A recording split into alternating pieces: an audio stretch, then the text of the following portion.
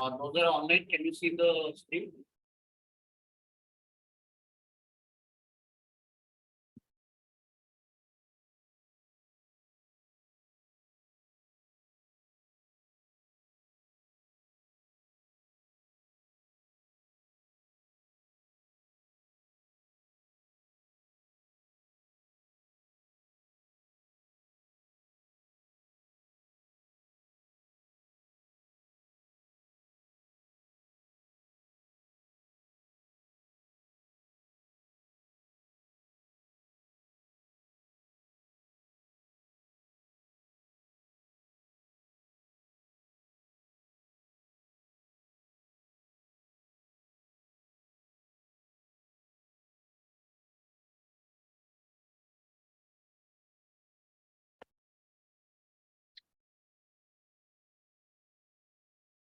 Online, can you hear me?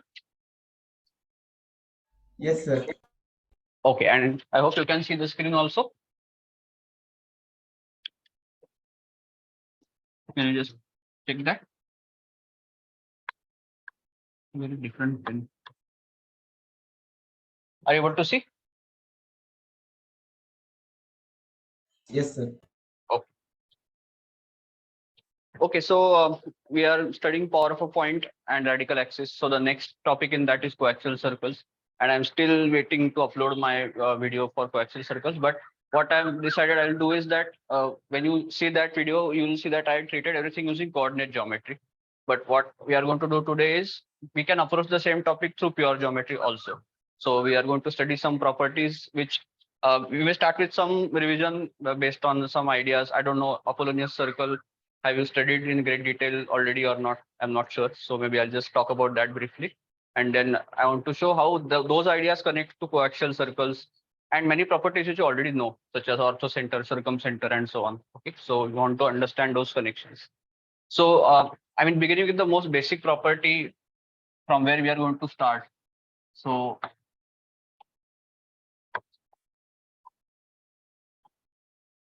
in a triangle, if we have the angle bisector of one angle, do we know anything about this ratio BD upon DC?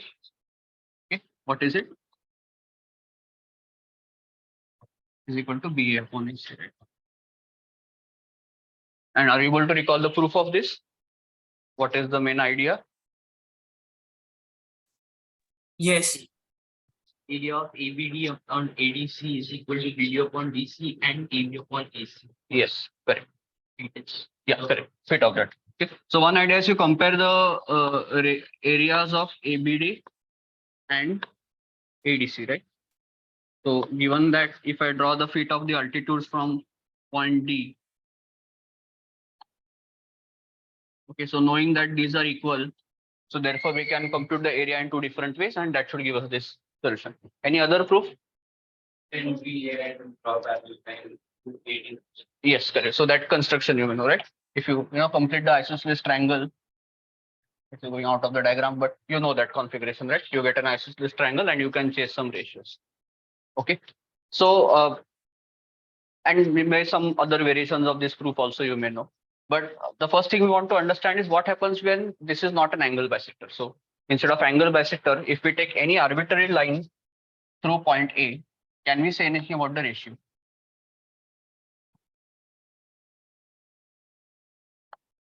Okay, so this is no longer the angle bisector. But in particular, if you look at this proof, right, we can still compare the areas of ABD and ADC. And can we say something? So now if I write area of ABD upon ACD, can I say something about that still? Sir, it's still BD upon DC. Yes, this ratio is still BD upon DC because still the height is the same. And so therefore this is BD upon DC. But now can I compute the same thing in another different way? What I had done for this proof, if I apply the same thing over there, what will I get?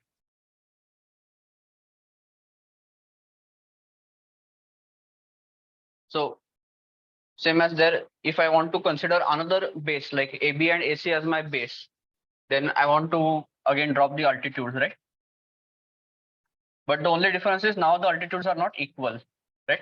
So I can no longer cancel that term and get, BA upon AC. But instead of that, what do you get? So can you write that expression? Yeah, just give 1 minute. So let us call these fit of the altitudes E and F. Then what do we get?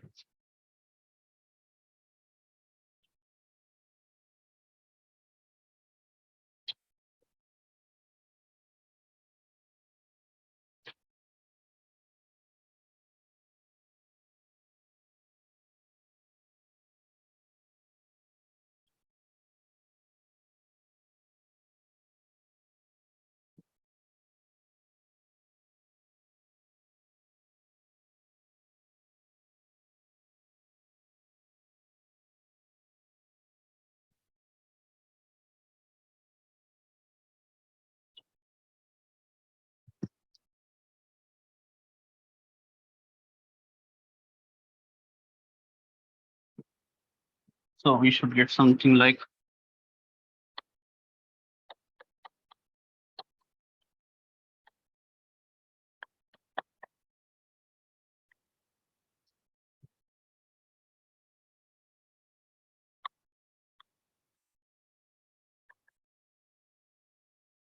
so the product of the base into height, right?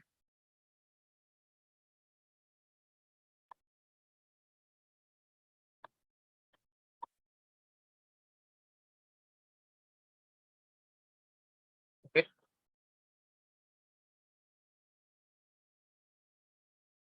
So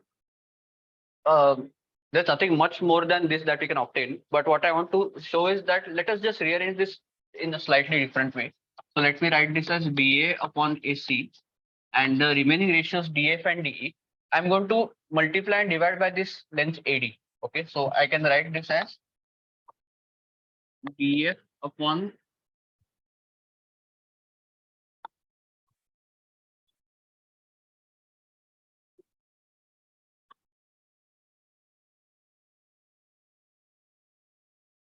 so I've just divided both numerator and denominator by AD. Okay, nothing more than that. But why did I do that? Because I want to show the fact that look at this expression DF upon AD. Okay, do you see something about this expression?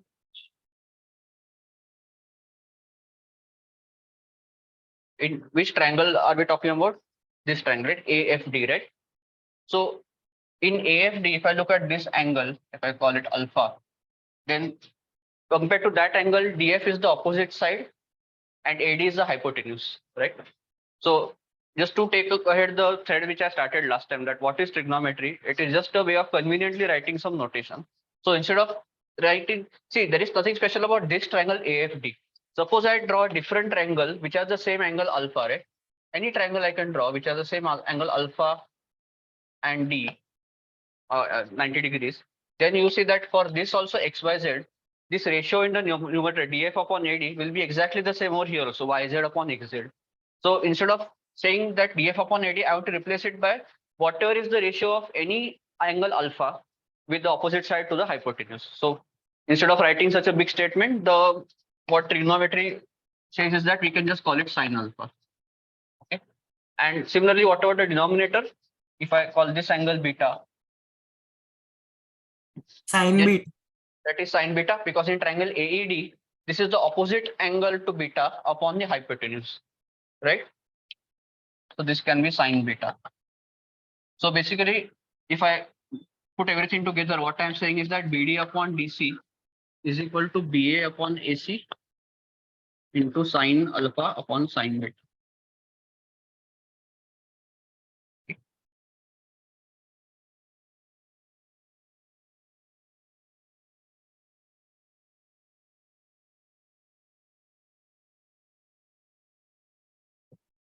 Okay, so I hope with this example and whatever we did last time, we are able to build the intuition of trigonometry, that how it is just a easy way to represent particular ratios. Okay, so sine alpha is the ratio of the opposite side to hypotenuse in any right angle triangle which has that angle alpha. Okay. And do you see that this is definitely a generalization of what we did earlier, because now here if you take the special case where this is the angle bisector then what will happen? Alpha and beta are equal. And so this term will go away, right? So we'll be left with what we know. So you can think of this as a generalization of that angle bisector property, which we already knew. And in fact, you can derive a lot more, observations from this statement. So, go home and think about this even more, that because of this statement, what other things are true?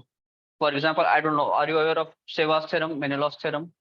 So if you've heard of these terms, then you can, because there also we have these kind of ratios, like BD upon DC. So you can go back and think that what is the implication of this property on Sevas theorem, etc. And if you don't know that, then I will suggest that you have to go and revise that Sevas theorem. So I mean, Seva and Menelaus theorem. Because I don't know if everybody has covered this, but if not, then please go and check that. Okay. So in fact, what this leads to is what we call trigonometric version of Sevas theorem and Menelaus theorem, where in fact, instead of talking about the ratios of the sides, we can talk in terms of the angles made at the vertex. So this sine alpha, sine beta, these ratios can be also used to derive a different version of Sevas theorem. Okay. So, but that is something that we have to derive at home. Okay. Then continuing with this thread of points on the one side of the triangle, and coming back to the angle bisector situation for the moment once more. So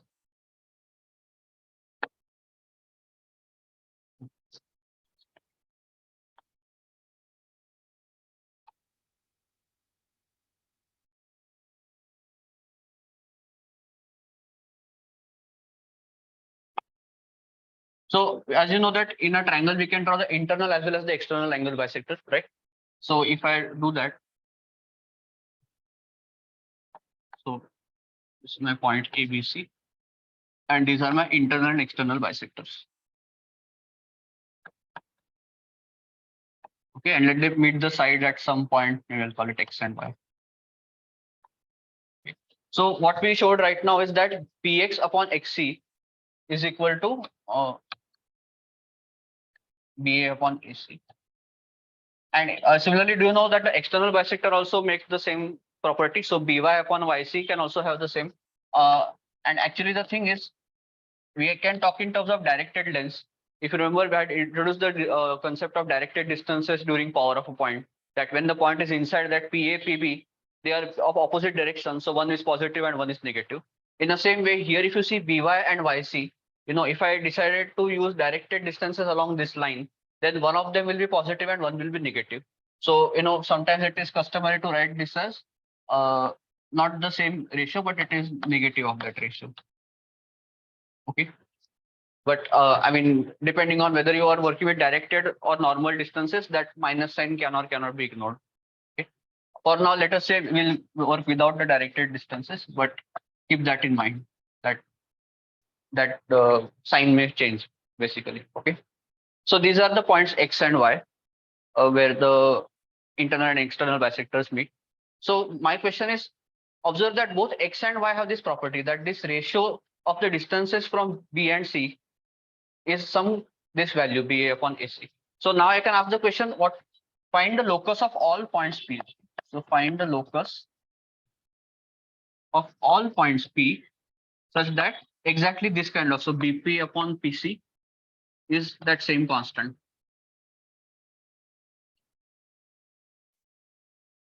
So if I take any point P in the plane, okay, and I look at the distances PA and PB, sorry, PB and PC, and I'm looking at the ratio PB upon PC, and I would like that ratio to be constant, then what are all the possible locations of this point P? So have you studied anything like this already before? Anybody? So do you know what is that locus called? Apollonian circle. Okay. But I don't know. Do you remember the proof, the converse, all the details? So that is why let us revise it once. Okay.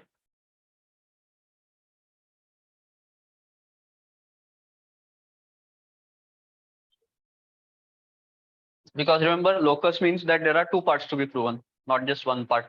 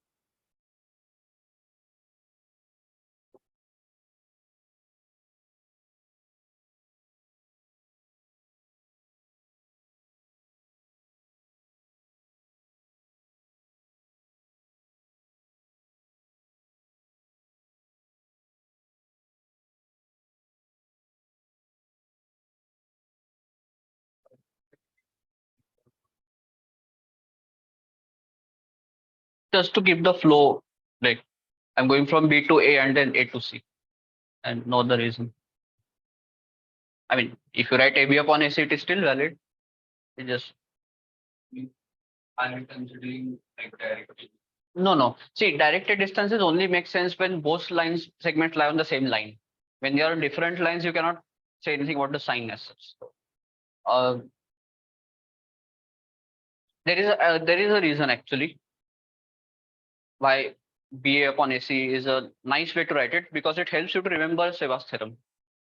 Because if you think of Sevas theorem, how it goes BD upon DC, you start from B, you go somewhere, and then you reach C. In the same way, you start from B, you reach somewhere, and then you reach C.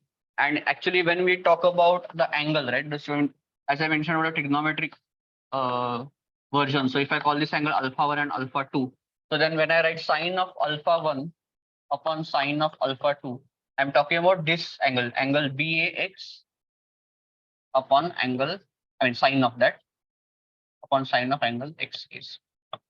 So that direction is maintained, that I'm going from anti-clockwise, from this to this and this to this. And the significance of this is actually, we are not, so maybe next lecture I will definitely do, like I'll introduce trigonometry properly, because how to define sine of a negative angle. So that is not, from our intuition is that sine is just a convenient way of writing a particular ratio. But what I want to demonstrate is that even negative angles can have a sine, cosine. So in that case, if this point X is outside this line, right? Suppose if I take a point over here, then this is a different one. Then now this angle alpha 1 is this one, but alpha 2 is this one. So you see one is anti-clockwise, one is clockwise. So the sign, one sign will be positive, one will be negative. So, and you see it nicely matches with, if I write the ratio by upon yc, that will also be negative. So to make all of those things match, the direction is important. But I will talk about this in more detail in the next lecture, not today.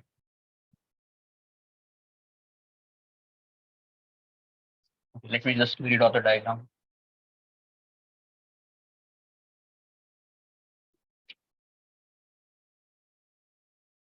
In fact,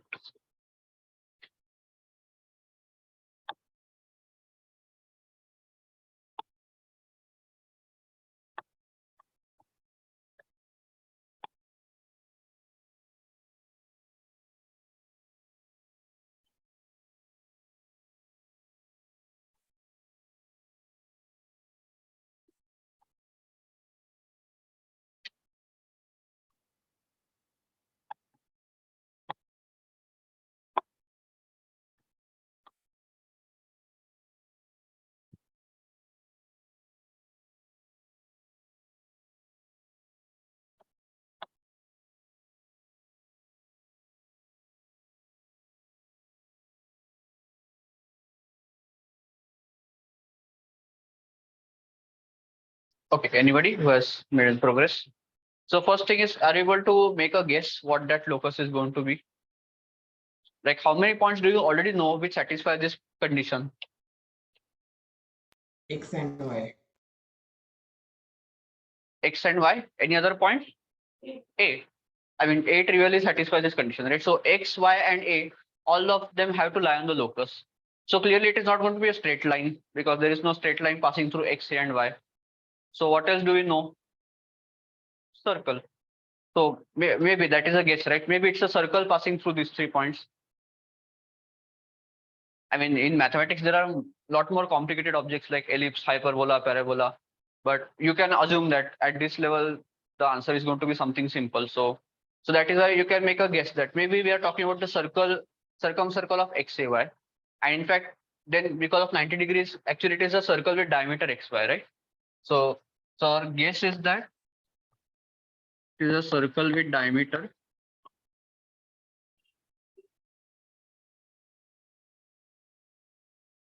And intuitively that makes sense also, because the diagram is symmetric across the BC axis, right? So if I invert the whole diagram downwards, the reflection of the diagram in this line will also be having the same property. So it makes sense that XY is the diameter.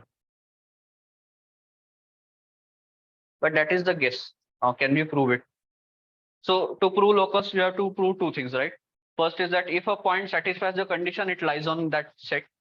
And If a point lies on that set, it satisfies the condition. So out of these two, the first one is easier to show that. So first prove that if that ratio is true, then the point lies on that circle.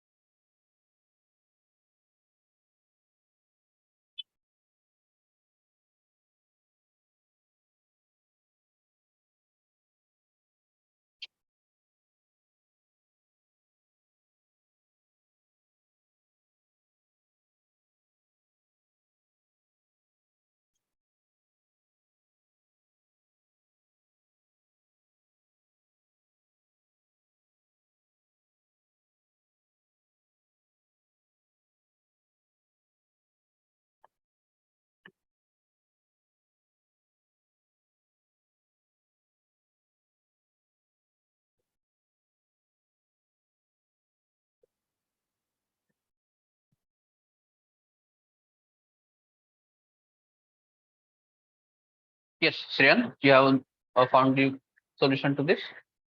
Yes, So both parts or the first part? both one. Both parts. Okay, I'll give some time for others and then I'll ask you.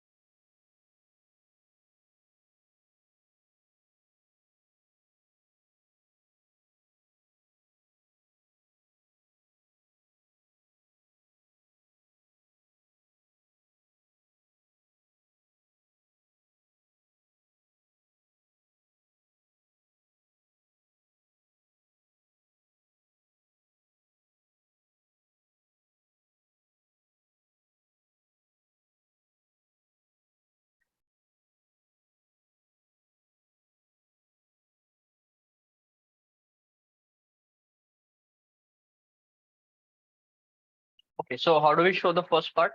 If a point satisfies this ratio, then why should it lie on that circle? Sir, because of Apollonian circle. Mm, can you expand on that? I mean, what do you mean by that exactly? I mean, what we're trying to prove is Apollonian circle. So we, Sir, so join point P and X. okay.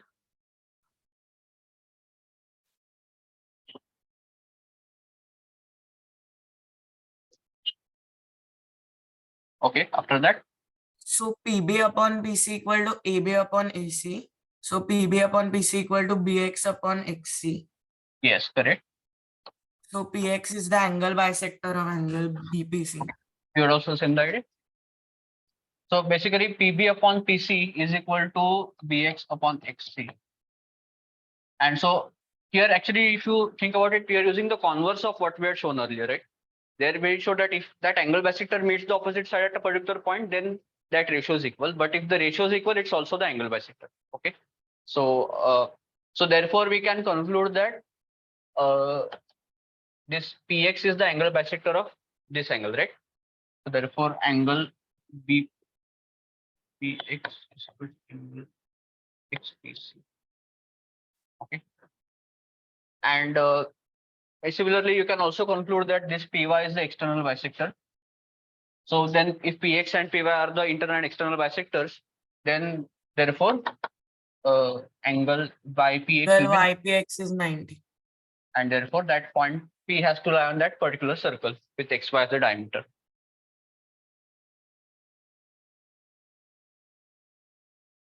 Okay. So similarly,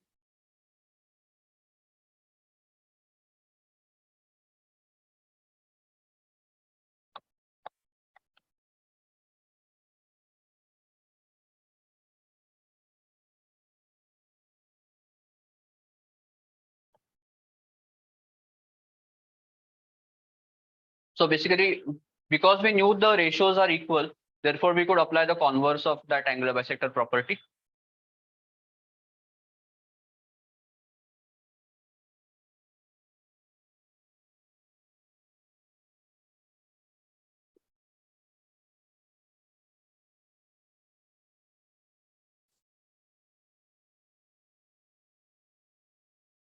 And now we also need to look at the converse, that if a point P lies on that circle, why should it have that same ratio? P, that BP upon PC, why should that be equal? So as it turns out, this is a situation where it is not easy to invert the logic, that just because we could go from point A to point B, it is, we cannot retrace the steps and go back to the original condition. You have to use some different approach actually. So Shreyan, have you solved that part also? Yes. Okay, but again, let us wait and others also try. But is there any doubt in this first part?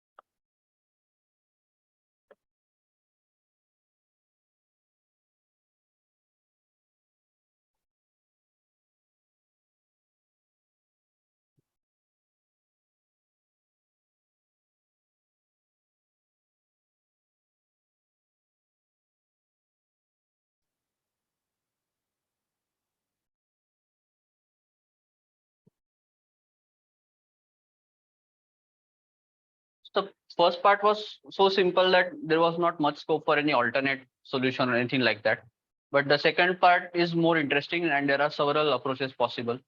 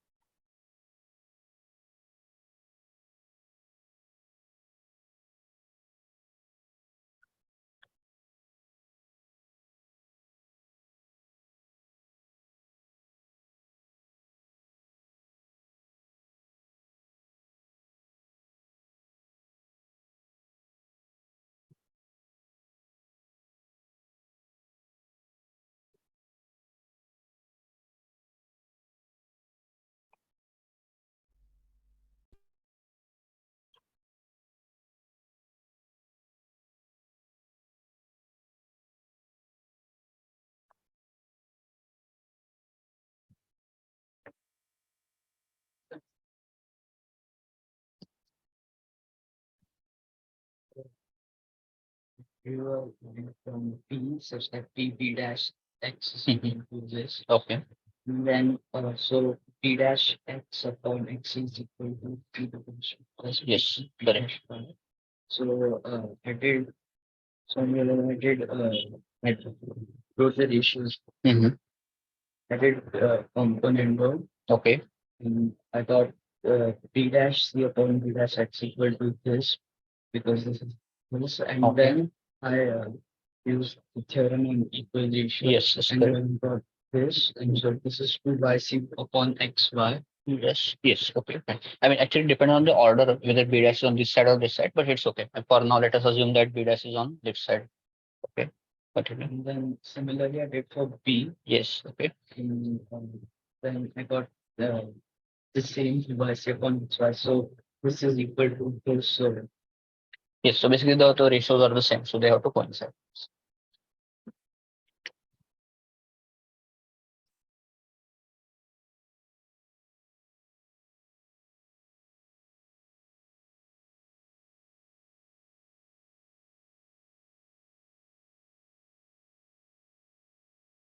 So this time what is given is that the point lies on that circle with diameter xy, and we want to show that ratio is equal.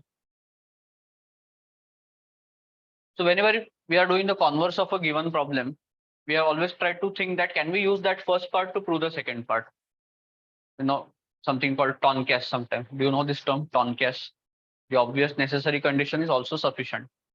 So, or the same idea can be expressed in terms of what is called phantom point sometimes, that if possible, let the statement not be true, then can we make some construction? I mean, so for example, one way is that, firstly, do you see that what we have to prove is the same as saying that this line PX is the angle bisector of BPC? So, I mean, this statement is equivalent to prove that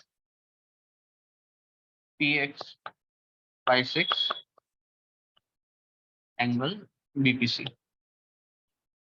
So this is what we want to prove. So maybe one idea somebody could have is, let us, if possible, let this not be the bisector.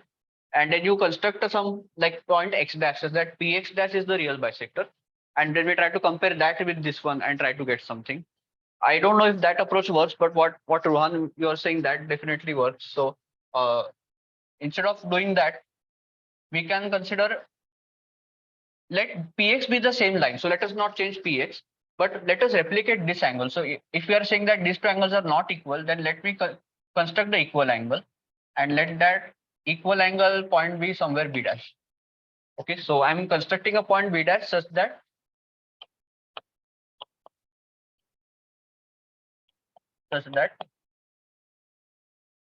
now I know that for p px bisects angle b dash pc. Okay, and I would like to use that somehow. Okay, but I will leave this proof over here because actually I've not thought about the details, and I will like everybody to think about it also. So, I mean, how to complete this proof is the homework for you, that can this approach be taken forward? And finally, what you should be able to show is that B and B dash in fact coincide, right? If B and B dash can be shown to coincide, then the proof is complete. Okay. So Shreyan, did you have the same idea or you have a different approach?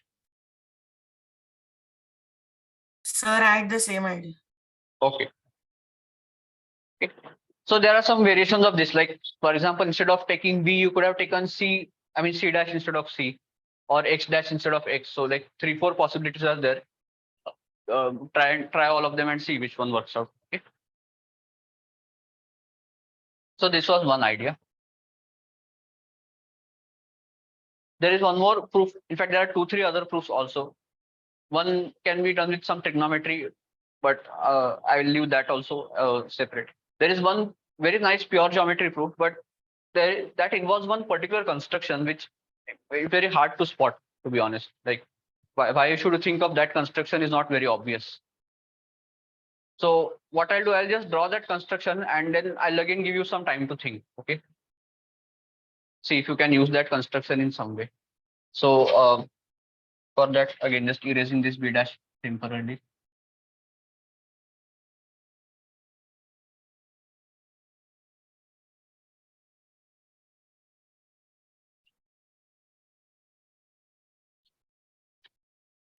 Okay. So everybody understands that this, if I show that px is a bisector of angle bpc, then I'm done. So can I manufacture a situation where instead of showing these angles are equal, I mean, generally, for example, one way that you can show that one line is an angle bisector is if you drop two altitudes and show them they are equidistant, right? If you take any point on this px and its altitude from these green lines, they are equal. That is one way. But there is another interesting way. And I mean, we have to somehow exploit the idea of this. We have a 90-degree angle over here. This diameter xy, that 90-degree angle we would like to use somehow. And so the idea is, let us consider the diametrically opposite point of P. Okay. So I won't draw the line over here, but just this point Q. Okay. So point Q is the diametrically opposite point of P. Okay. And so in other words, because of this 90-degree, what will happen over here? This angle is also 90 degrees.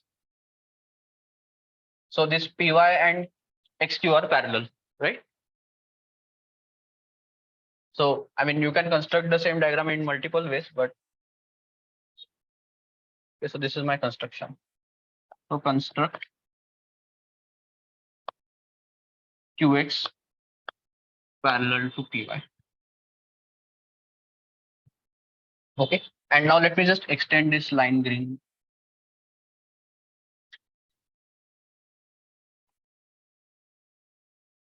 And let me call this new point something.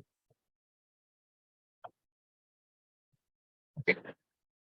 So what we wanted to show was that this px is the bisector of this green angle. So in terms of the new points which I obtained, can you see what will be the equivalent statement? If I prove that statement, it will imply that orange line is the bisector. So Kx is equal to XL. Yes. If this triangle in KPL, I mean, either I can show that it is an isosceles triangle, that KP is equal to PL or KX equal to XL. By any approach, if I show that these two triangles are congruent, right, PKX and PLX, then that will imply. So therefore, it is enough to prove that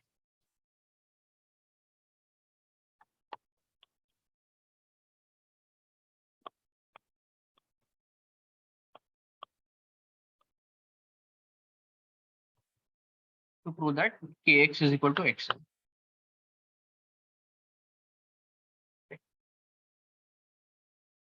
So why you should think of this construction, I honestly don't know. I mean, even I read this in some book. So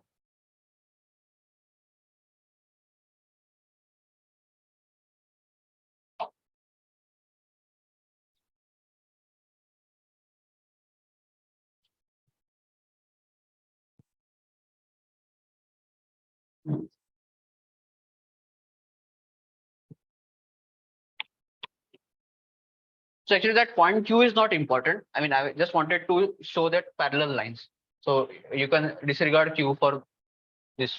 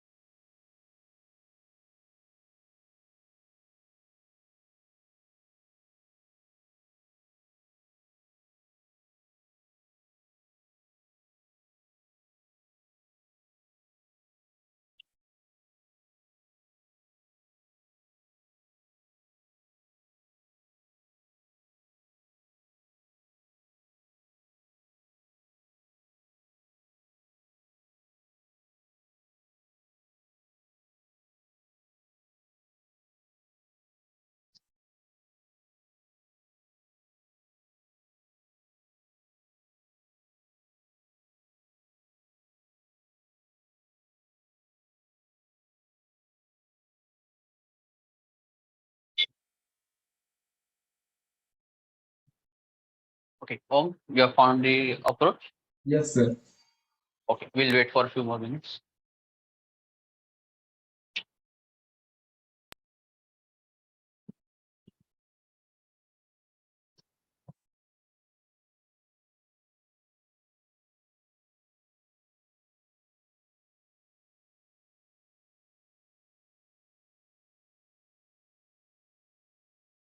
So I don't know, in 8th standard, was this already covered, this Apollonius, and was a similar proof used or something different? I don't know.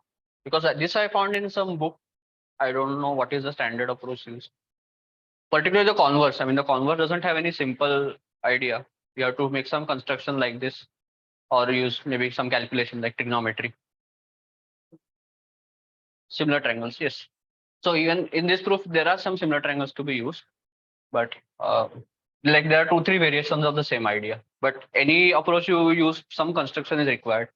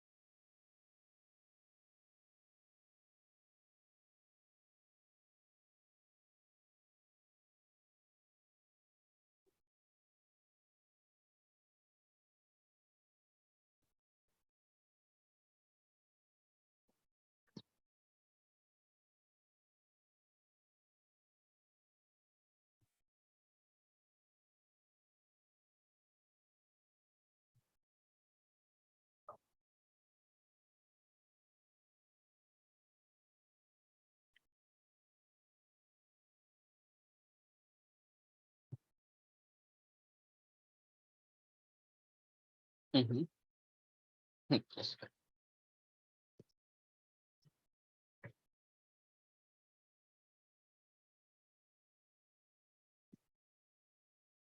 So how should we start thinking about a problem like this?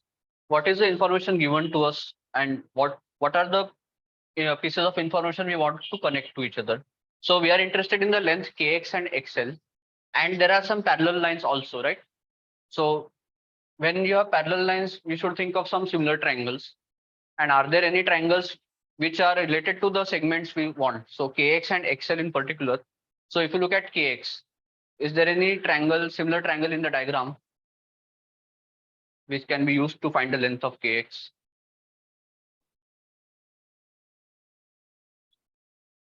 by EMPX. Yes, correct. Yeah. Okay. Yes.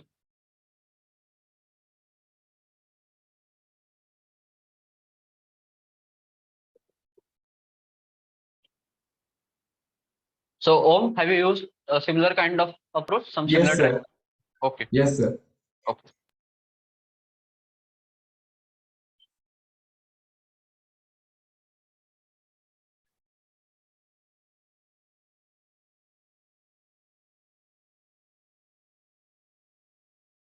So which triangle should we consider for kx?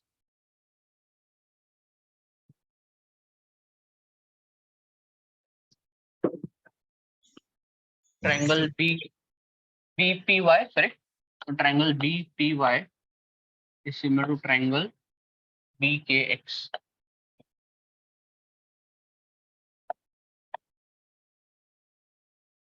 We'll try to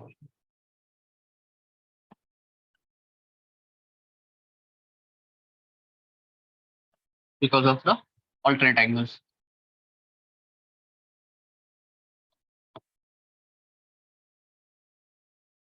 And so that will allow me to relate kx with some other lengths.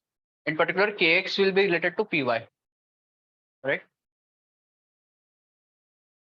And similarly for xl, which triangle should I consider? XL is also part of this triangle, right? CLX. So I can consider triangle CPY similar to triangle CLX. So things seem to be lining up very nicely. Like in both cases, I have KX and LX, and they are both going to be related to PY, right? So the ratios are going to, seems that everything is going to work out. So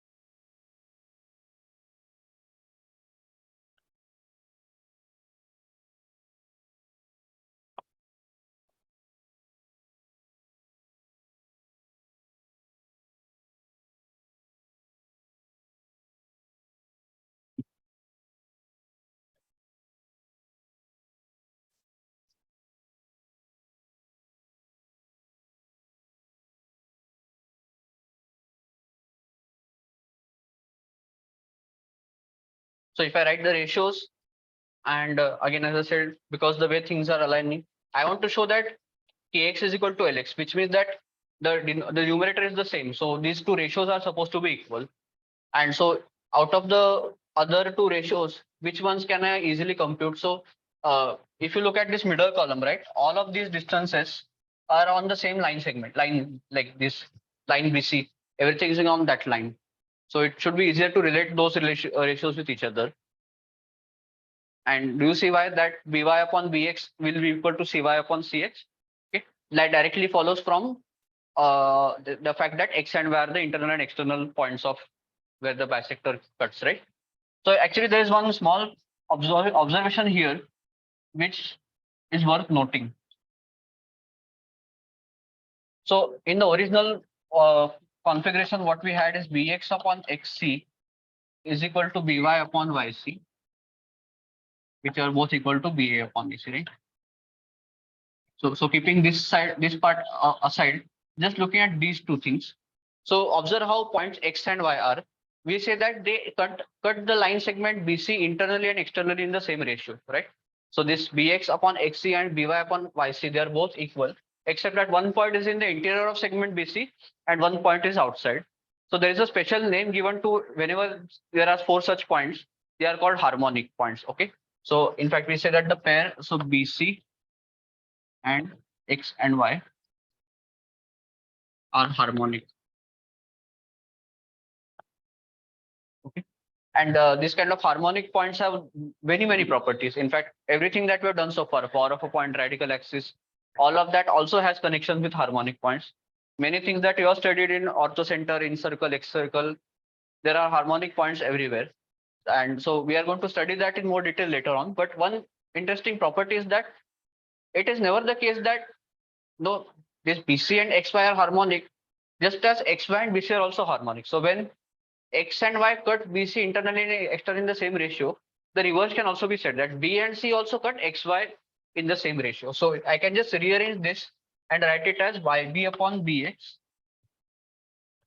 is equal to YC upon CX. Do you see that this statement and this statement are equivalent just by rearranging? So what that means is that by B and C also divide XY in the same ratio. And you'll see that that is what we are using here actually. So these two entries, they are equal because of that dual relation. So the numerator is exactly that. Instead of YB, I've written BY, but it is the same thing, right? So therefore, these two ratios are equal, and therefore KX is equal to LX, and therefore then that is the angle bisector.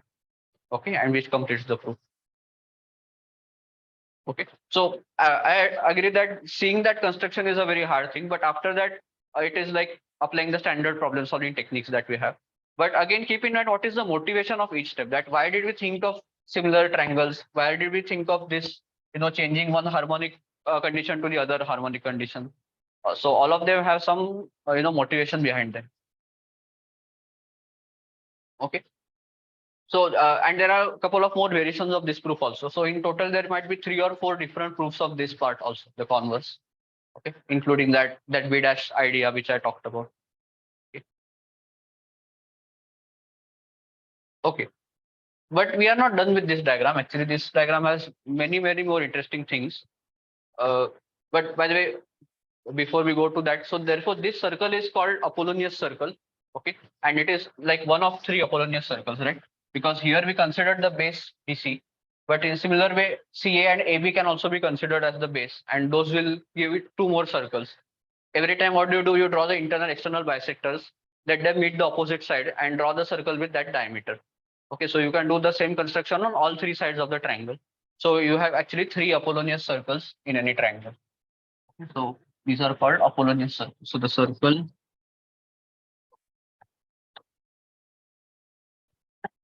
diameter XY is called, I should say, an Apollonius circle.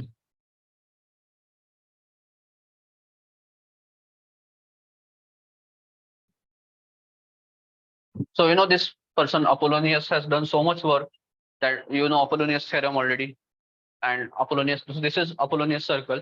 Turns out that he has done so much work in circles that there are 5-6 circles called Apollonius circle in his name.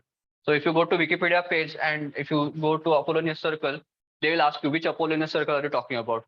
So there are at least 4 or 5 different properties which that same person has been associated with. So very hard to Google about this, because when you put Apollonius circle, you may get some properties of a different Apollonius circle. So how to pinpoint this Apollonius circle is very difficult. And so there are 3 such circles, right? So there are 3 Apollonius circles, one on each base. And all those 3 circles have properties related to each other also. We are going to come to that, but let us first explore this diagram fully. So therefore, what we have shown is that if a point lies on this circle with diameter XY, it is going to have that same ratio, right? So in particular, let us look at this point just to continue this diagram. So we don't need the point X anymore. So let me erase that. Let me just read out the diagram.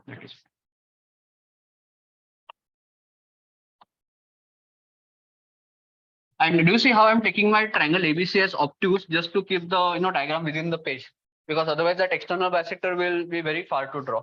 So just an observation which may help you.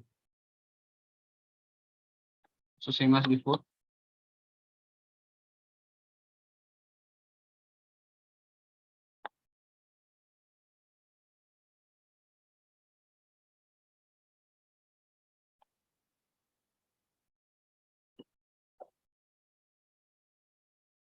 Okay. And so let us take any point P over here.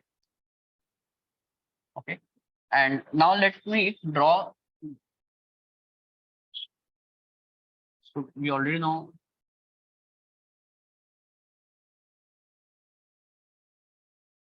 So from what we have shown, we already know that PY is an angle bisector, right? So PY bisects angle BPC, right? That is what we just showed through our proof. But now let me extend this BP and let it meet the circle once more. So let me call this point. So that was Q, right? Let me call this point R. Okay. So the first thing is that there is nothing special about the point P. Any point P on this white circle will have the same property, that PY will be the bisector. And so that point R will also have the same property, because R is just any other point on that circle, right? So what will be the property for R?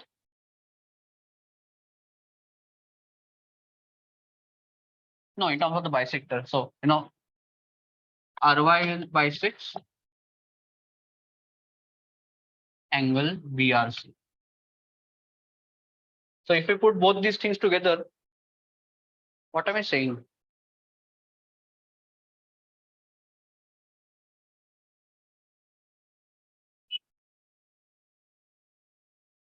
For this triangle, Sir, Y is in center. yes. You see, Y is the incenter of this triangle because PY is one angle bisector, RY is another angle bisector, and therefore what has to follow about the third one? This also is a bisector. And this is a very nice diagram to see in GeoGebra. If you animate this point P, right? Just think what happens. This triangle AB is fixed, ABC is fixed, XY is fixed. Only the point P is moving, and as point P moves, so this pink triangle will keep changing its shape, right? So as point P moves over here, R will also move over here, but they will always stay in sync, such that this angle is always equal. So like this, it's almost like the diagram is always symmetric around this line BC. Okay. So it's a very nice thing to see actually. And always Y remains the incenter of that pink triangle. So I suggest that, you go home and try drawing this on GeoGebra and see how that diagram changes, but does not change at the same time.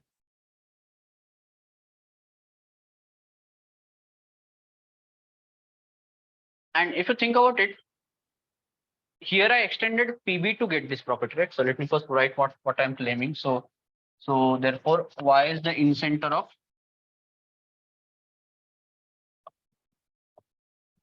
of triangle PRC.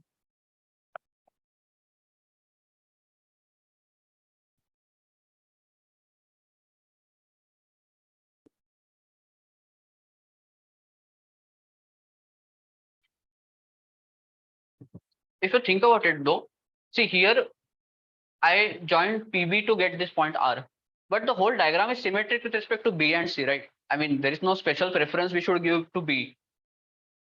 Whatever happens to B should also happen to C. So then what else might be true?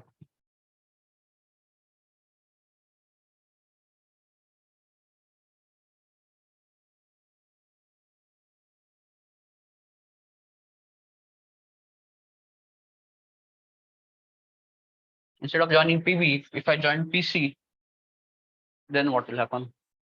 I mean, I already joined PC, but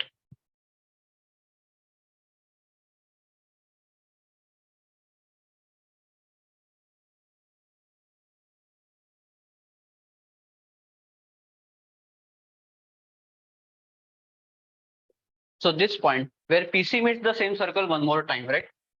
If I call this point, I'm running out of names now, but let us call it S. Okay.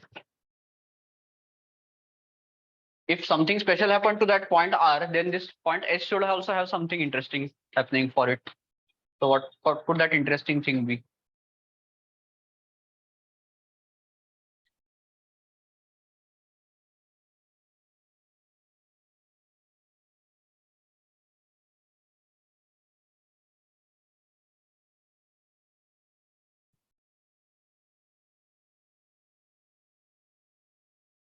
Yes.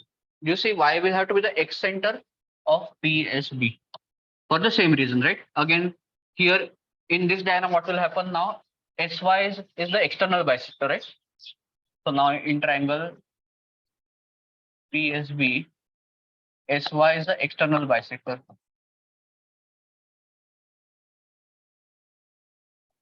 Of angle PSB. And same as before, PY is the internal bisector. So therefore, Y is the point where the three are concurrent. And so therefore, what does that mean? Do you see there is one more pair of angles which is always going to be equal?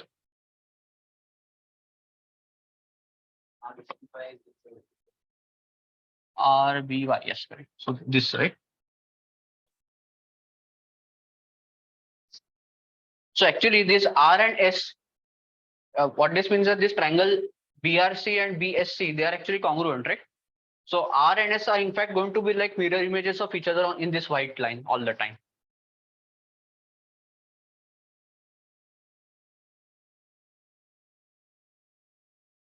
So, this diagram starts to look like in physics, you must have seen the mirror, perfect reflection. The angle of incidence and angle of reflection is equal.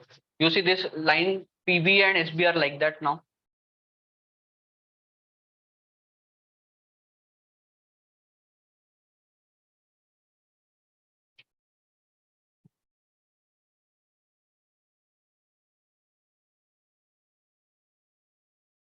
So just think that as the point P moves, the shape of this pink triangle is going to change so much.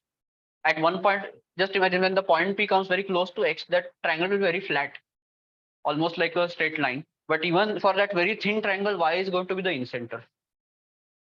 And the other extreme case, so for example, one special position of point P is at A itself, right? So what if I consider a point P at A, then what I'm talking about is this, right? So I'm taking the midpoint of XY. So the diametrically opposite point of A, if I call that A dash. So this R will go to A dash. So what I'm saying is that Y is the incenter of A dash C, and it is the excenter of A dash B. A dash B? No.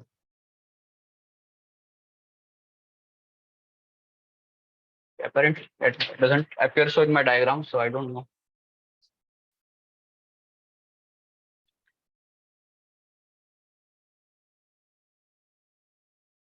Oh, sorry, no. That point S is somewhere else. Okay, that doesn't matter. But yeah, but Y will be the X in center of A dash C. Okay, and so on and so forth. Actually, I mean, you'll keep on finding many more properties in this diagram, and keep trying that actually. Okay. There is one more property we are going to see here. Let me draw a fresh diagram for that. Anything you want to copy from this diagram, or I can go ahead.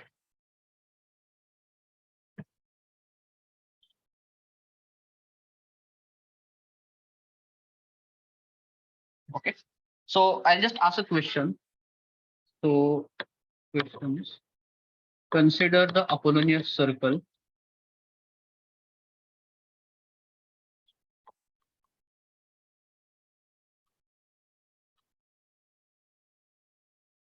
of ABC passing through A.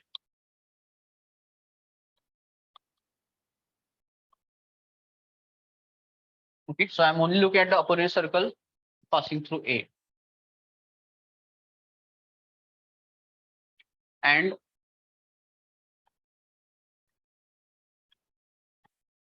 circumcircle of triangle. Okay, so I'm considering two circles, the circumcircle of triangle ABC and one Apollonian circle.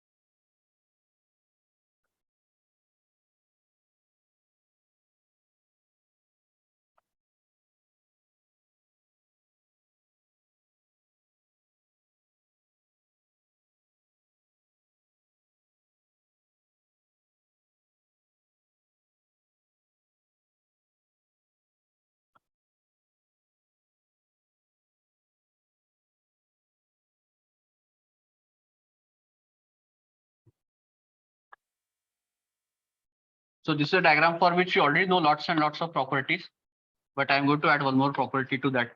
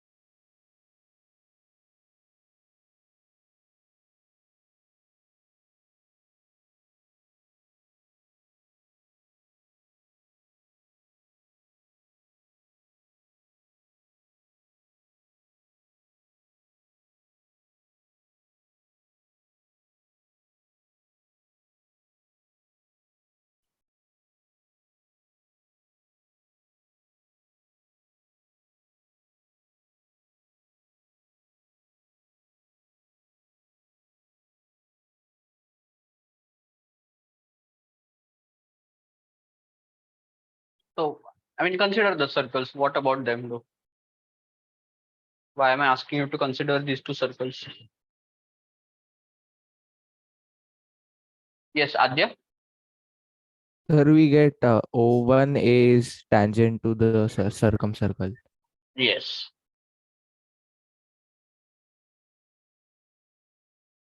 He's saying that O1A is tangent to the circumcircle. It doesn't look very much in my diagram, but supposed to be true at least. But what is the implication of that? So if that O1A, which is the line joining the center to the one point of intersection, is tangent to the other, orthogonal, right? Okay. So I'm saying that these two circles are orthogonal. Okay. So this circle, so let me call it gamma A. So gamma A is that Apollonian circle is orthogonal to circumcircle of ABC. This is my claim.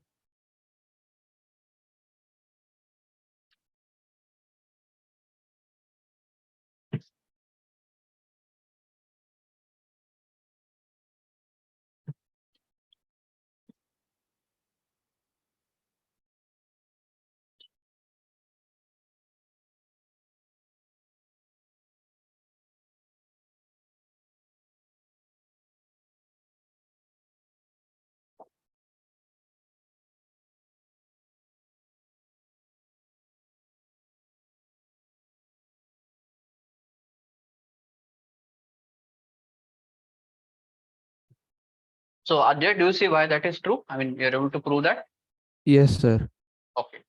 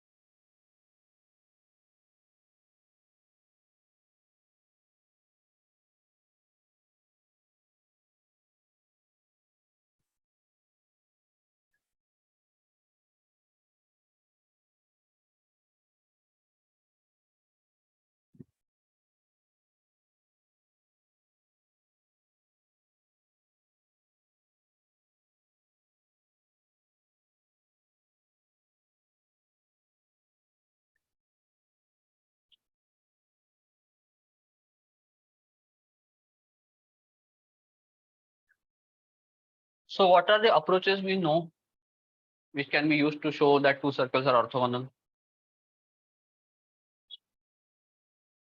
One is the basic definition of orthogonality, right? Where the two circles intersect, that the radii have to be perpendicular to each other. So if I show that O1A and OA are perpendicular, then that should be sufficient, right? Because I already know that Apollonian circle passes through A. So I mean, proof strategy. So I'm just going to write strategy over here because each strategy can be taken forward. So to prove that O1A is perpendicular to OA. Anything else that we can show, which will also imply the orthogonality?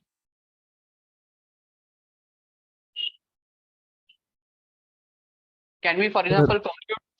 Yes, go ahead. Sir, power of point. Yeah, power of point, but to show what? I mean, which statement you want to prove, which will imply the orthogonality? We might show that O1A whole square is O1B into O1C. Yes, that can also work, correct. So to prove that, O1B into O1C is equal to O1A square. So this will imply that O1A is the tangent and again everything else. Okay, any other strategy? Yes, yes. I mean, instead of O1A, you can talk about O1X, correct. Anything else? Sir, we can show tangent by tangent secant theorem. We can Like- show by tangent secant theorem. Yes, correct. No, but purely for orthogonality, is there anything else that can be used? Some, That O1 is the square of O1. yes, correct. Like compute O1 O square, right? Compute O1 O square. the distance between the center square should be equal to the R1 square plus R2 square, right? The sum of the two radii square. So we have like 3-4 different approaches possible. We will not try all of them, but whichever one looks easiest to approach.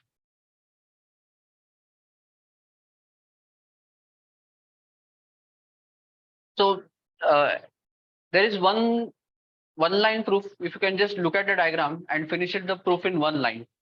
If you spot the right observation, the whole proof will be finished in just one line.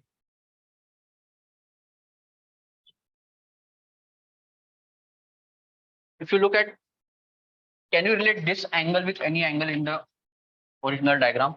This angle AYX, can it be taken to some other angle? Which one?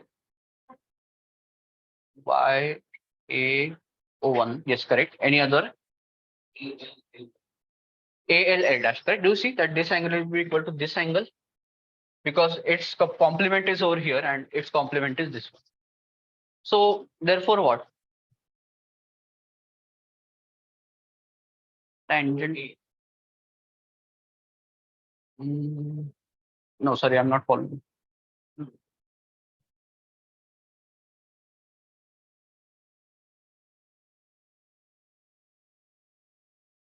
So think of these two triangles, triangle YAX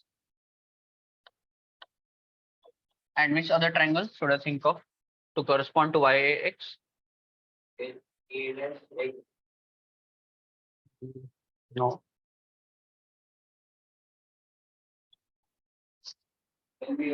LAL dash. Do you see these two will be similar because of the angles we just marked? And so when two triangles are similar, we all know that the sides are in proportion, the angles are equal, but everything about the two triangles is corresponding, right? Including the circumcenters, including circumcircle, everything is corresponding. And in your mind, do you see that if I take this triangle YAX and I rotate it by 90 degrees, it will become LL dash. Maybe rotation and some scaling also, because this XY and LL dash are not of equal length. But in your mind, can you do that? That take this triangle YAX and just rotate it 90 degrees. Like if I rotate it 90 degrees, it will become some triangle like this, right? Something like this maybe. And then with some appropriate scaling, that triangle can be made to overlap with LAL dash. Okay. And when I do that operation of rotation of 90 degrees, everything about this triangle will get rotated, including the midpoint of XY, right? Which is O1. So that O1 will also get rotated to some position over here. Okay. If I call it O2 temporarily. And then when I do the scaling, that O2 will finally land at point O. Do you see that?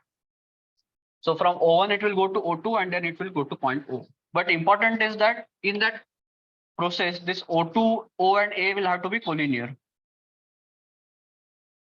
Let me just change the position of this. And therefore, this is a 90 degree.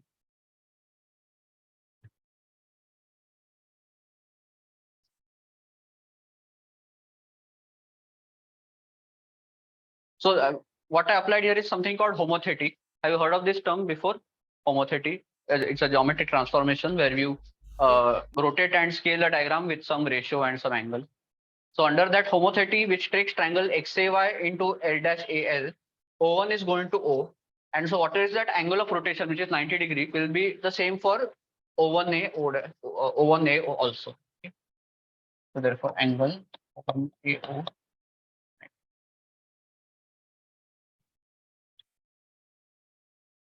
But actually, so how you write homothety properly is important. I mean, the complete statement, if I were to write the complete statement of when I claim homothety, it should be written something like this, that triangle, so the same triangle YAX, similar to triangle LAL dash, therefore Y. And not just homothety, it's called spiral homothety.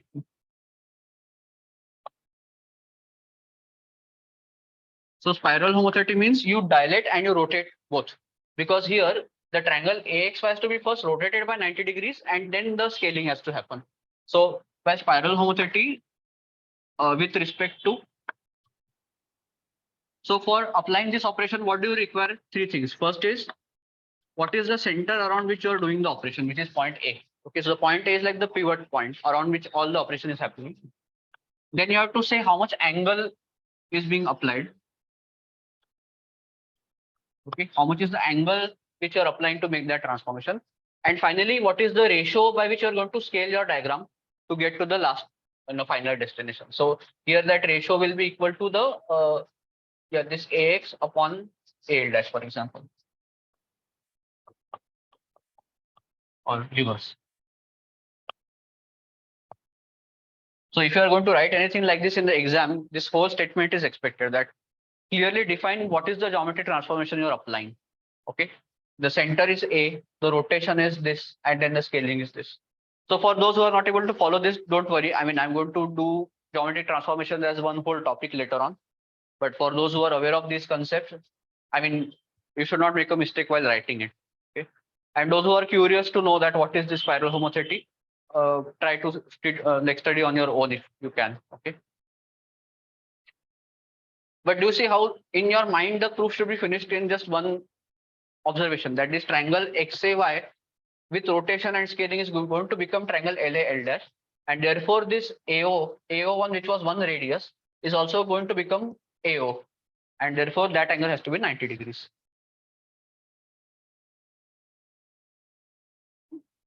Okay, see, geometry is all about visual intuition, that you don't have the benefit of using GeoGebra in exam paper, but in your mind you should be to visualize that what happens if I pick up this object, rotate it, place it somewhere else. That kind of visual intuition is very useful. Okay, so I hope you are able to see this proof, and the other all proofs are also valid. So in particular this property, right, O1B, the second one, or equivalently, as you said, Aditya, that instead of O1A, because I already know O1A is equal to O1X, right? So instead of this, it's equivalent to say that O1B into O1C is equal to O1X. So this and this is equivalent. And in fact, if you think about it, here all the points are on this line only, B, X, Y, C. So there should be nothing special about the triangle ABC and everything. Actually, what this property follows from is that when you have any four harmonic points, right? So same as before, if I call these points B, X, Y, and C. And if I take the midpoint of XY, right, which I'm calling O1 over here, then that same property will be true over here. O1X square is equal to O1B into O1C. So this is a property of harmonic ranges. It has nothing to do with the triangle ABC. Okay. So whenever you have such harmonic points, and so this is a homework for you. It's a simple calculation. So that O1X square is equal to O1B into O1C. Okay, where O1 is the midpoint. So whenever you have such 4 points where one pair bisects the other internally and externally in the same ratio, you get all these properties. This is a standard property. In fact, you can use it without proof also in exam. Yeah. And same as before, you know that when you have one pair of harmonic, the reverse is also true. So in terms of reverse, what will happen? If I take the midpoint of BC, right? If I call the midpoint of BC as M, then you see what will happen? Same, MB square will be MX into MY also. So just as O1X square, you took the midpoint of line segment XY, I'm taking the midpoint of BC. Okay. Then you'll see that MB square is also equal to MX into MY.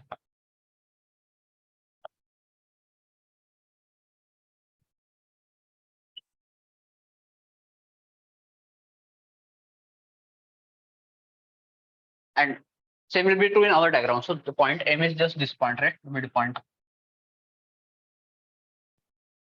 So that MB, which is MC, MB into MC is MX into MY. Okay, so all of these properties are true in the same diagram, and sometimes it can get overwhelming that so many things are happening in the same diagram. So how do you keep track of this? But you can use this as a helpful tool to study that all the properties are related to each other. So you don't study one property in isolation. You relate it to other things which you already know. So this like L dash configuration for a long time, right? but we are adding more and more properties to that.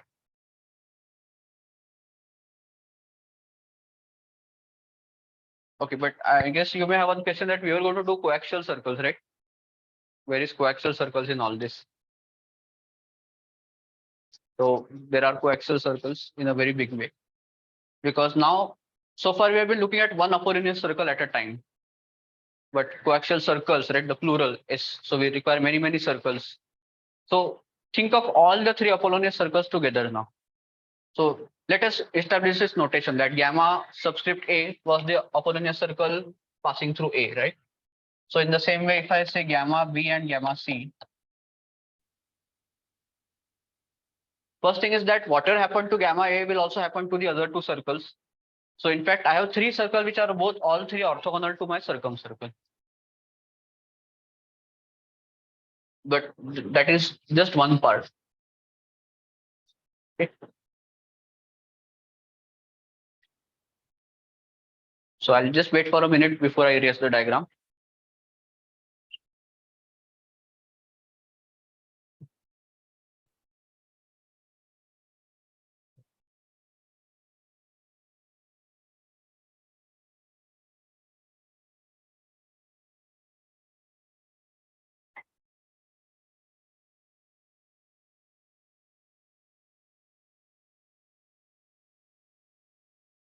Oh, sorry, wait. Before we do that, so I don't know what to do first. There are two coaxial circles happening at the same time. Which one should we talk about first? Okay, let us complete this thread first. Okay, fine. We'll talk about gamma A, gamma B, gamma C first, and then we're going to come back to this diagram for more Apollonian more coaxial circles.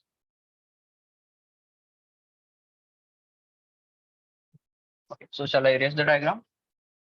So drawing the three circles is really tough, to be honest, but let us try our best. So let me first just draw two circles. In fact, I won't even draw the third one. Okay, so ABC. This is the angle bisector of BY, and this is the angle bisector of. Okay. And so that my first Apollonian circle will look something like this. It will pass through Y, and whatever is that diametrically opposite point, something like this. So this is my gamma B, right? And then I have gamma C, which is passing through C, and this point, right?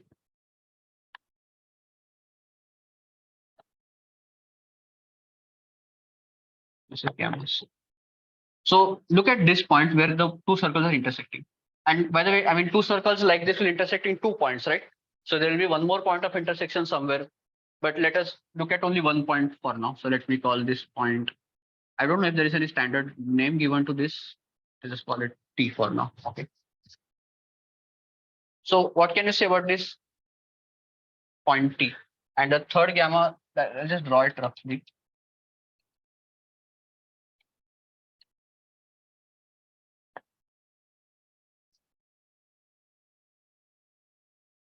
Can you make any conjecture?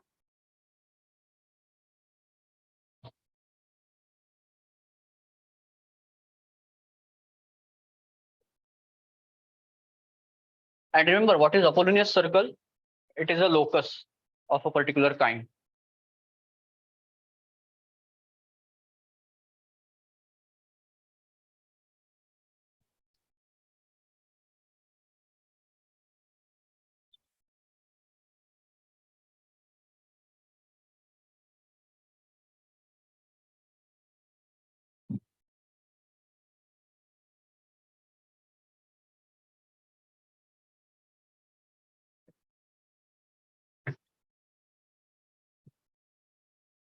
So this point T, which lies on the first, let's say it belongs to gamma B, right? So because of the fact that it lies on that locus, therefore, what can we say?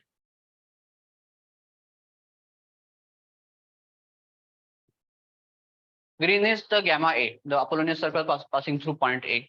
But for now, I'm ignoring that. I'm just taking T as the intersection of two circles.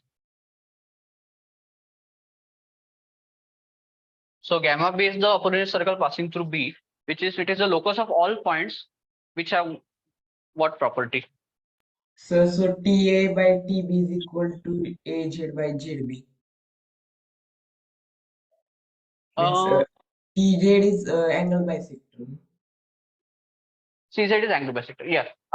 That is for gamma C, right? I'm first talking about gamma B. So gamma B is this red circle, which is whose diameter is y, and what is that external bisector point? Y dash maybe.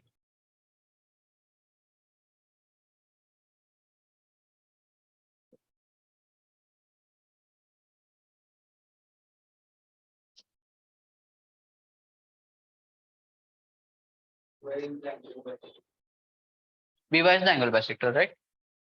Yes, but what about this circle gamma B? That is the Apollonian circle passing through point B, right?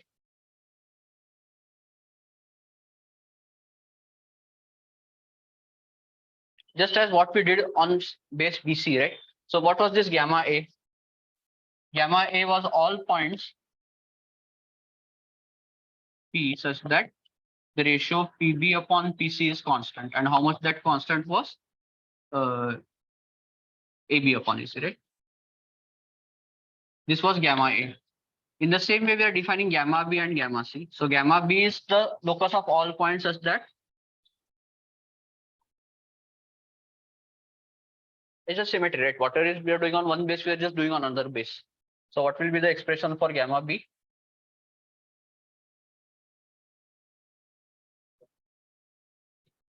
PA upon PC, right? So PA upon PC is equal to PB or BA upon BC. So this is gamma B. And what is gamma C? Similarly, all points which satisfy. And let us keep things cyclic. No, here we had B and C numerator denominator. So let us keep the same order.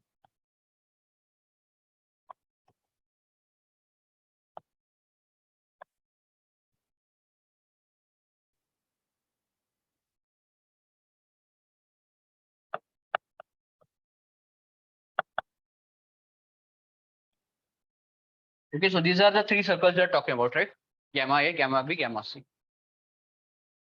So do you see there is some intuition that something is going to happen now? The circles are going to be concurrent. Because this point T, which is already on two of these loci, and if you multiply the ratios, what is happening? Seva's theorem is not there in this picture, but the theme is similar, I will say. Converse of Apollonius, right? That first, because point T lies on the gamma B, so therefore, what can we say? So first T lies on gamma B. My T and my gamma look very similar. I'm sorry about that. But so T lies on this second locus. Therefore, I can say TC upon TA is equal to BC upon BA. Then T also lies on gamma C. So therefore, this property will be true, right? TA upon TB is equal to CA upon C. So if I combine these two, what am I getting? If I multiply them together, correct? Do you see that multiplying and whatever arrangement is required?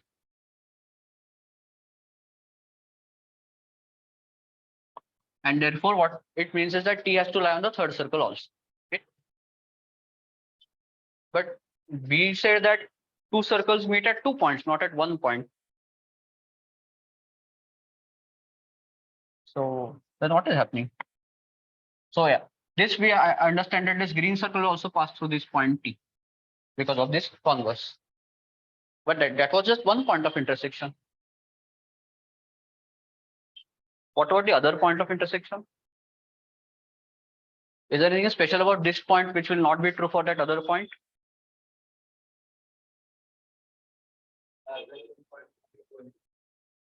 Which 3 point? We call it near.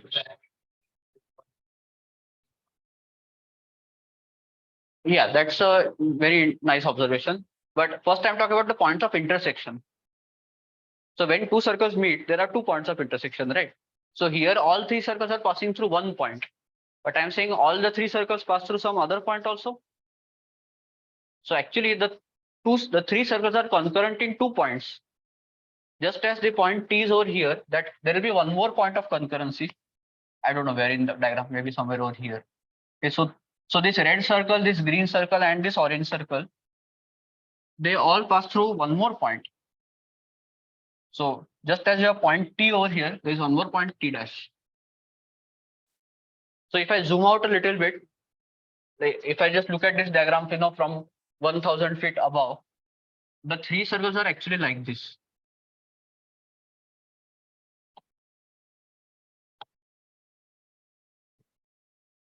Okay, all the three have the same common chord, this T dash. That is the same common chord for all three. And that is exactly what we mean by coaxial circles. Coaxial, I mean having the same axis. Okay. In this case, that is a radical axis. Okay. Because as you already know that when you have intersecting circles, the radical axis is the common chord. Okay, so this T dash is the common chord of all the three circles. And what are these three circles? Gamma A, gamma B, gamma C. So I mean, I don't know which one of this is gamma A, but I'm just labeling them arbitrarily.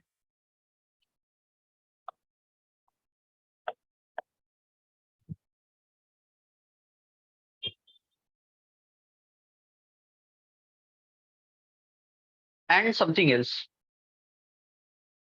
This is a diagram where, and no matter how much I say, we are still not done. There is something else that is going to happen. What did we look at just before we did this about the circumcircle? The circumcircle is orthogonal to all the three circles. And if you remember something from the previous lectures, when when you have two circles, The and there's center one will lie on T dash T. yes, what will happen again, Om? So, say center of the ABC will lie on T dash Yes. T. So that third circle, which is orthogonal to all the three given circles, its center has to lie on this radical axis. So the circumcenter of your ABC is going to be somewhere on this line, because that circumcircle is orthogonal to all the three circles, right?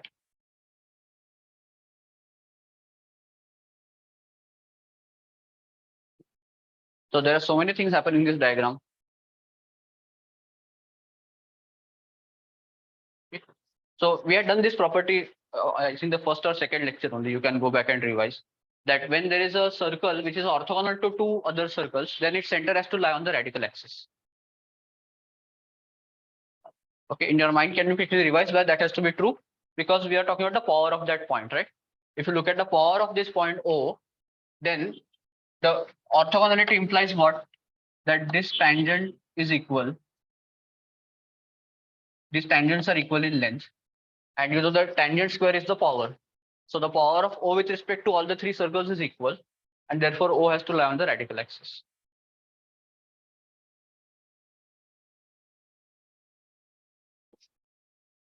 Okay. So there are so many properties here, and we are doing them at very rapid pace. We are finding one new property in every 5-10 minutes. So how are you documenting all these things is very important, because if you write this in the notebook, of course, first you copy in the notebook in the normal order, whatever you're doing.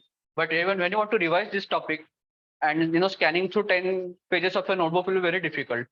So try to make a summary page where all the important results are written together in one place. Okay, so that next time you want to revisit this property, because see, this will keep on happening, that we use some things today which we have already done before, but you forgot.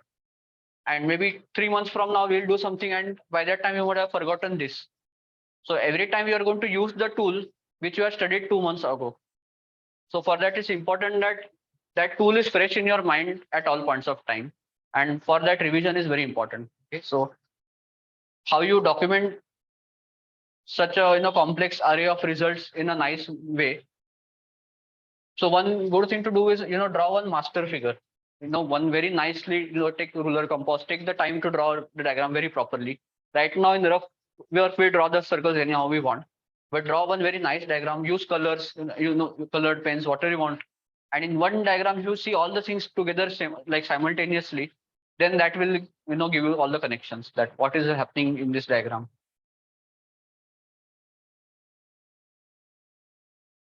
And do you see roughly in my diagram also it appears to be that this orthogonal property is there.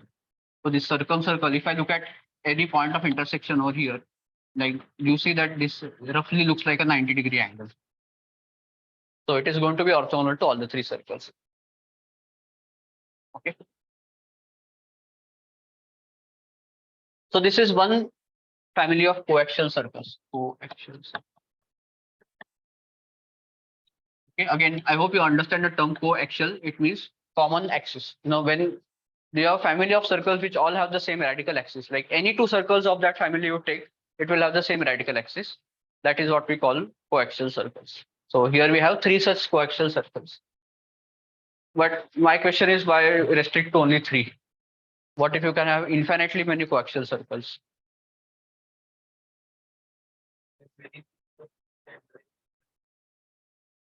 Many, yes. I mean, there is a coaxial family to which both the inner circle and X circle belong. Is there anything more special about that family? I don't remember right now, but there may be something. Okay. But if you have understood everything from this diagram, let us go back a couple of pages, because there was one more coaxial family waiting there for us to discover, but we somehow did not pay attention to that family. Okay.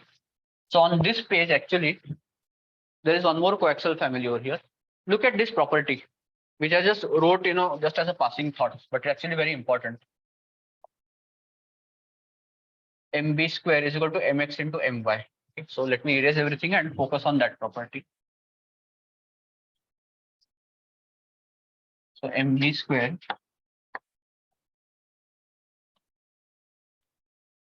Okay, and again, I hope you understand why this property is turned out to be true, because BC, XY are forming that harmonic pair. So when you take the midpoint of one segment, so M is the midpoint of BC, then that will have this property. MB square is equal to mx into my.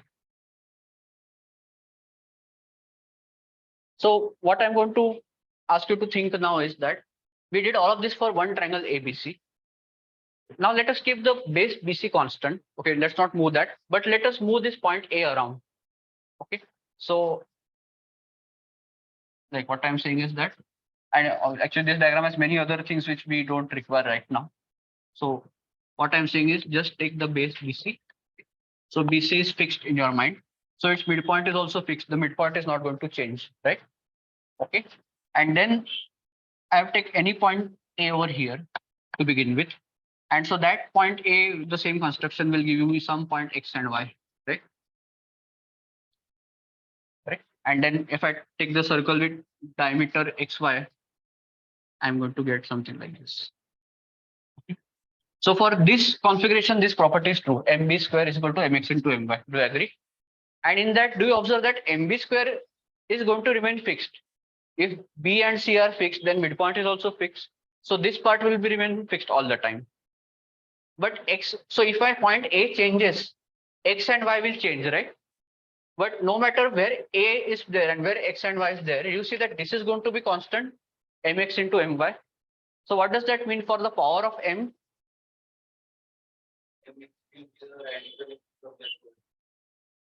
Not mx. No, wait. Go slowly. Which coaxial family are you talking about? If we move A, so far what we understood is that the power of M will remain constant. Okay. So let us just take two positions of A. Okay, so let me call this A1. So A1, X1, Y1. And let us say there is some A2 over here. Okay, maybe over here.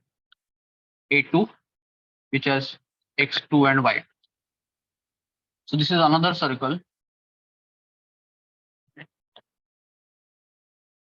And so for this circle also, MB square will be equal to mx2 into my2.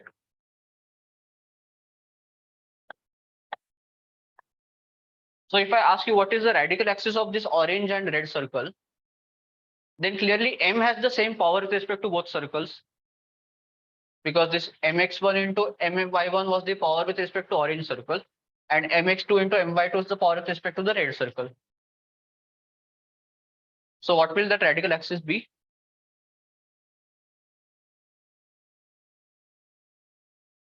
Which one? No, not line BC. Perpendicular, right? Yes, correct. So this vertical line, the perpendicular bisector of BC, right? This will be the radical axis of this orange and red circle. Okay. And again, there was nothing special about the points A1 and A2. You can take any point in the plane. And so now again, go home and do this exercise like GeoGebra. Move this point A around in the plane, and you'll see that this circle keeps changing.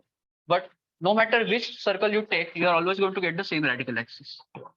You are going to get a family of circles like this. And same thing on this side also. And the property is that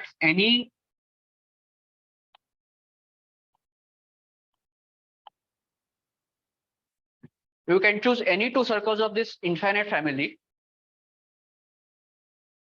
The radical axis is always going to be this same line, just like what we chose. Okay, so this is also called a coaxial family. But if you observe one very interesting difference between this family and the previous family, in that Apollonian circle case, we had three intersecting circles, right? There were 2 points through which all my circles were passing. But here I have a family of non-intersecting circles. If you think about it, none of these two circles will intersect because you know each of them is a locus of a different ratio. That this BA1 upon A1C, that ratio is different, right? So if two circles of this family intersect, there will be a problem because that means that same point has two different ratios. So these circles will definitely be non-intersecting. So actually there are like intersecting family of radical coaxial circles and non-intersecting family. So there can be two varieties of radical axis coaxial circles. Okay. That Apollonius, those three circles were of the intersecting kind, and this family is of the non-intersecting kind. Okay. But we are still not done. In fact, let me show you that diagram. Do you have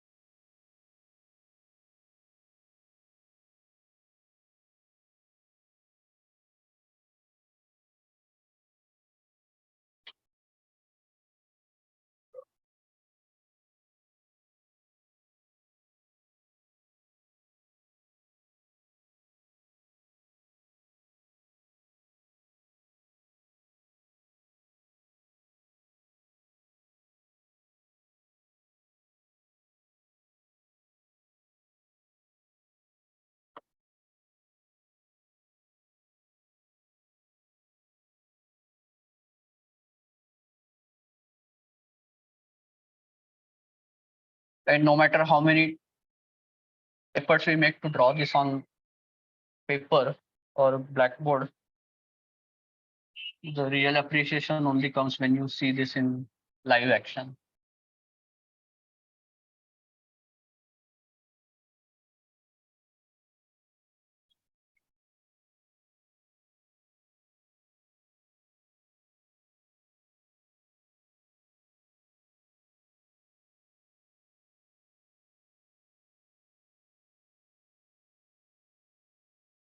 Okay, I hope you're able to see this online also. And can I? Yeah. Okay, this is a bit hard to control, but let us try our best. Oh, I have a mouse.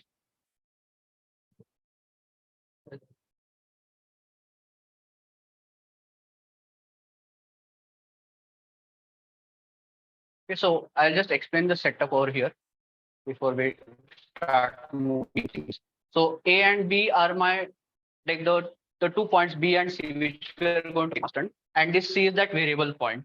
So this green is that Apollonian circle, so that this ratio AC upon CB is constant. Okay, so any point to take on this circle, that ratio is going to be constant. Okay, and now when I move the point C, so I've enabled trace. Okay, so that you can see as I move the point C, what you're seeing is the first non-intersecting coaxial family. Okay, so all these green circles are part of that non-intersecting coaxial circles. And any two circles of this family you take, the radical axis is going to be the perpendicular bisector of AB. Okay. But what is this red circle?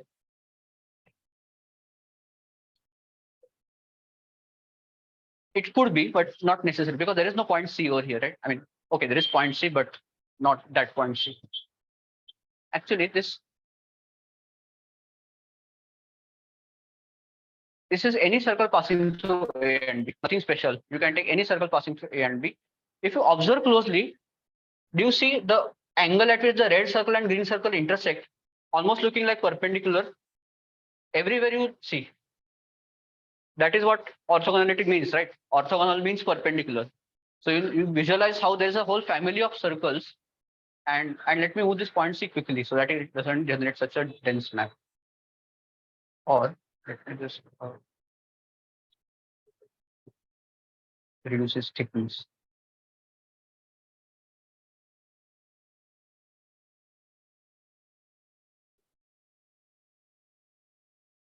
Now it will be easier to see.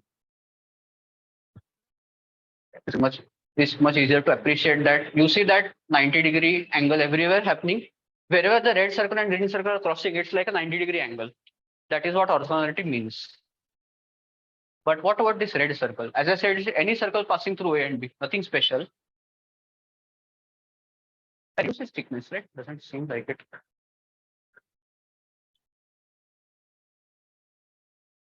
Yeah.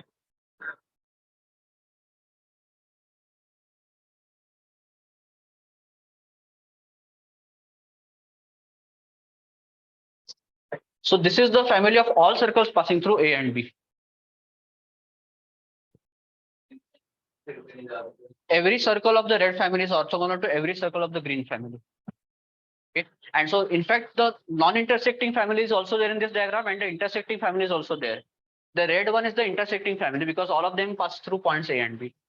So you can imagine that those three circles, Apollonian circle, gamma A, gamma B, gamma C, could be some three members of this red family.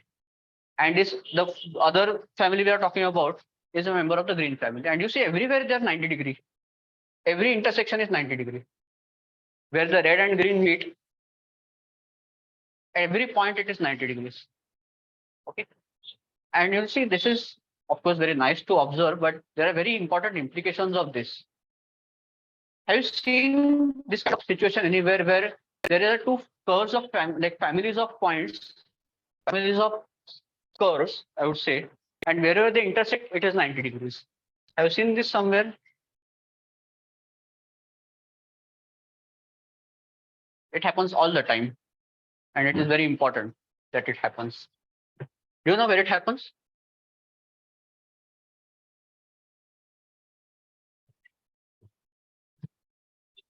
In coordinate geometry, what happens? You have a family of lines which are parallel to x-axis and family of lines parallel to y-axis. And what that allows me to do is define a unique pair of real numbers x and y, which represent every point in the plane. So in other words, the coordinate geometry is generated because of this family of parallel lines, parallel to x and parallel to y. So the question you can ask is, can I define a new coordinate system based on coaxial circles? And the answer is yes. Okay. So every point in the plane has a unique coordinate, like a unique address, you can say, like how with x and y, if I give you two numbers, I know where that point is located. In the same way, if I tell you that my point lies on this red circle and this green circle, wherever that intersects, that will be the unique address of that point. So this defines an alternate coordinate system for the plane. Because if you observe one thing again, both the curves cover the entire plane. There is no point in the plane which is not covered by this whole family. You see, every point in the plane will be eventually covered by one of the green circles, and every point in the plane will be covered by the red circles. So if I come up with some systematic way of saying that, giving numbers, that this is red circle number 25 and this is green circle number 37, then the red 25 and green 37 are the coordinates of this point. And if you change those numbers, you require two numbers always, right? In 2D coordinate geometry, you require two, like x coordinate and y coordinate. Here I'm saying you'll require a red coordinate and a green coordinate to uniquely define that point.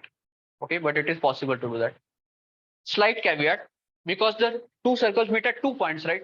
So there will be ambiguity, which point I'm talking about. But there are ways to resolve that ambiguity also, but it is possible to do that. Okay. So all of these things, again, I'm sorry for the delay that I'm still not uploading my coaxial families video, but I will do that this week definitely. And that will revisit everything that we did today using coordinate geometry. So today we did not have any coordinate geometry in the picture, but you'll see that all the same properties can be seen through the axis of coordinate geometry also. And in fact, you would give it a try. I mean, just think that if I give this point A, to keep things symmetric, this line of perpendicular bisector of AB is clearly important. So let us keep that as my y-axis. Okay. So if I come back to my board for a moment.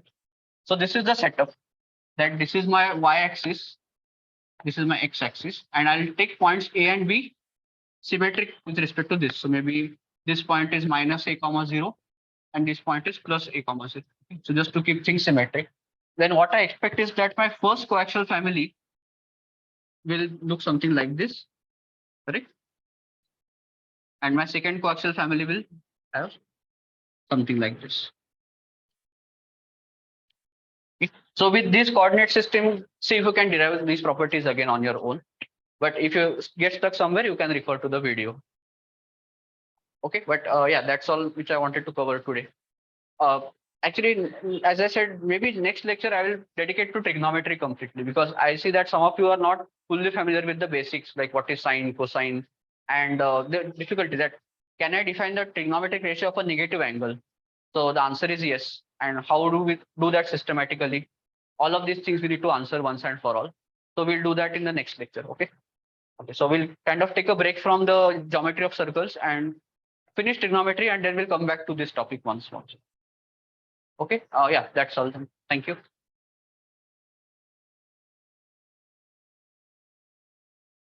Where did my- Thank you, sir. Thank you. Bye.